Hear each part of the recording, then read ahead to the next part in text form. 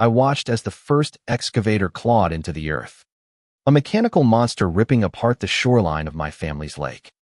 My hands, clenched into fists, shook with a helpless fury I hadn't felt since I was a child.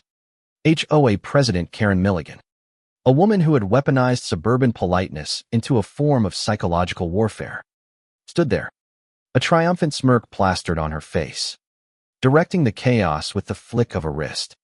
"You don't own this lake, Mr. Dawson," she sneered, her voice dripping with venom. "The community does. And the community has spoken." The community. Her community. Anyway, the one she had built over the last 10 years with her ruthless rule and relentless social climbing. I stood there, rooted to the spot, a lump of betrayal and rage clogging my throat. How could they? How could she? She had not only lied, she had manipulated a whole neighborhood, my neighbors, into believing she had the right to build a private resort right on the shore of Lake Serenity, the very heart of the land my grandfather had left me. My grandfather, the man who had bought this land decades ago and passed it down to me with the simple instruction, "Protect it. Son, it's more than a lake. It's a promise." This is an outrage, I heard my neighbor, a kind, elderly man named Walter, exclaim. His voice trembled with an old man's indignation.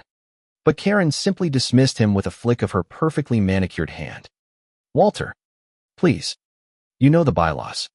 The new bylaw was voted on and passed. It's a new day for this neighborhood. A new bylaw." A special meeting she had called while I was out of town. A meeting I never received a notice for, where she pushed through a motion to seize the lake from me under the pretense of community development. The luxury resort she had promised would bring in revenue to lower everyone's HOA fees. Of course, they had voted for it. Of course, they believed her. She was Karen Milligan, a woman who could sell ice to an Eskimo and then get the whole village to thank her for it. I spent the next few weeks feeling like I was drowning, my mind a storm of paperwork, legal advice, and sleepless nights. The rhythmic thump-thump-thump of the pile driver was a constant reminder of my failure. Every time I looked out my window, I saw the skeleton of her resort rising from the shore, a concrete monolith desecrating the tranquil landscape. One morning, staring at the blueprints she had so proudly posted on the community board, something clicked. My grandfather. He was a meticulous man, a surveyor by trade, and every inch of his land had been documented, mapped, and notarized. I remembered a faded, old document, an ancient leather-bound folder he had given me. "Never lose this, son," he had said. "It's your shield." I had tucked it away in an old cedar chest, forgotten for years. I found the chest in my attic, the scent of mothballs and old paper a nostalgic cloud around me. Inside, beneath old photographs and my grandfather's military medals, was the leather folder. My hands trembled as I opened it.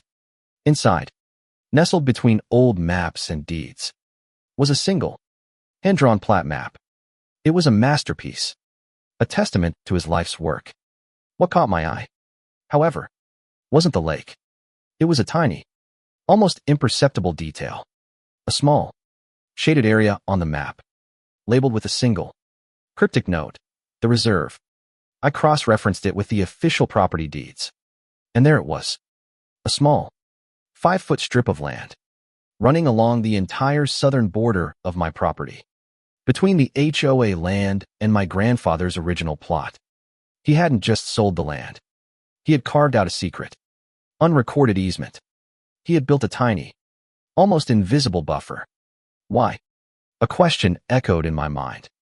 What did this mean? I spent the next 2 weeks in the courthouse archives. Dusty books and microfiche my only companions. My neighbor Walter, a retired civil engineer, helped me.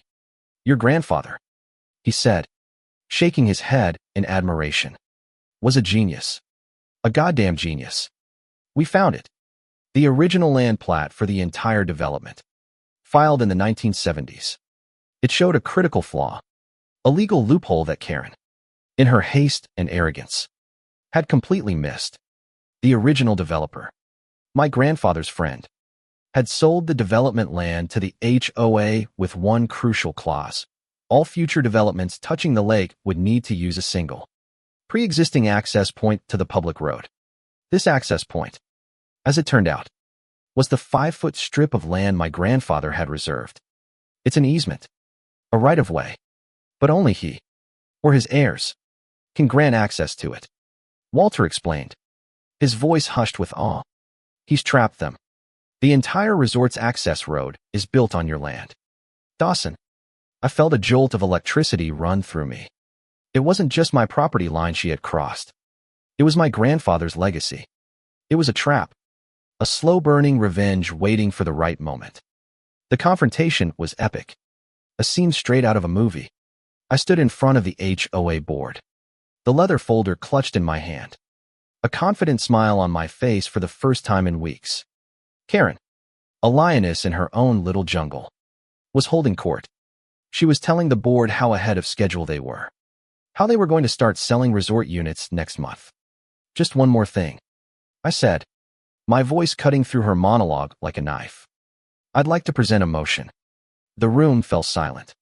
I moved to have the board's new development plan nullified due to a critical oversight. Karen laughed, a sharp, condescending sound that grated on my ears.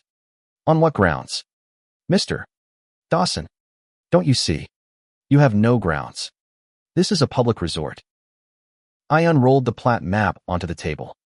My grandfather's hand-drawn lines a silent testament to his foresight. This, I said, pointing to the tiny shaded strip, is my land.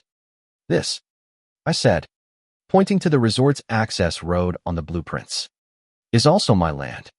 Your entire resort, all the construction, everything, is completely landlocked without my permission. The room erupted into a cacophony of gasps and whispers. Karen's face, a mask of self-assured superiority a moment ago, now contorted into a mix of disbelief and pure, unadulterated rage.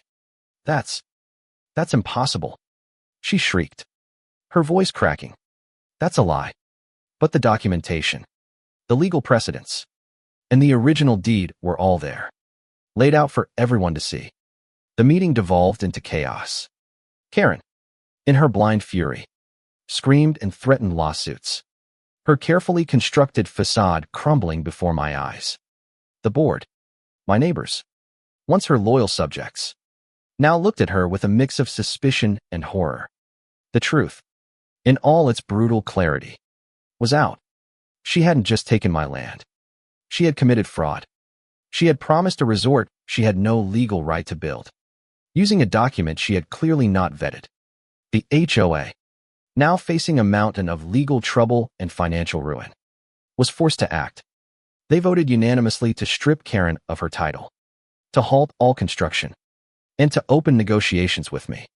The once mighty queen of the HOA had fallen.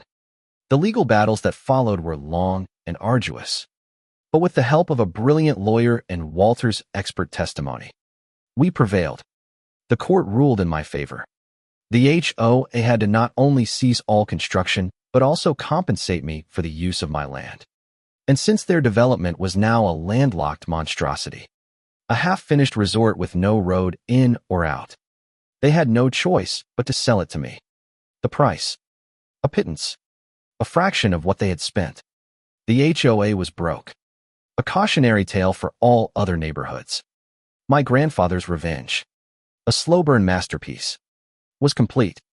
I, the simple guy who wanted to protect his lake, now owned a luxury resort, built with someone else's money. I sold it, of course, to a developer who understood the value of my land and my history, and I became rich beyond belief.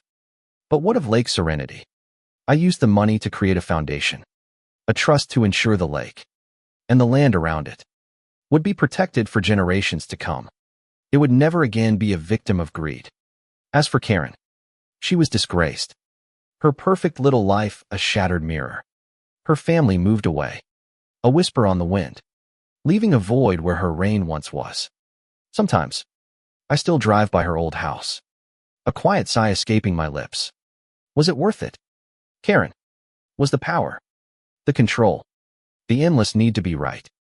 Worth everything you lost. So, here's my story. It's a tale of greed, betrayal, and a long overdue victory. But I have to ask you, the reader, who was right and who was wrong in this?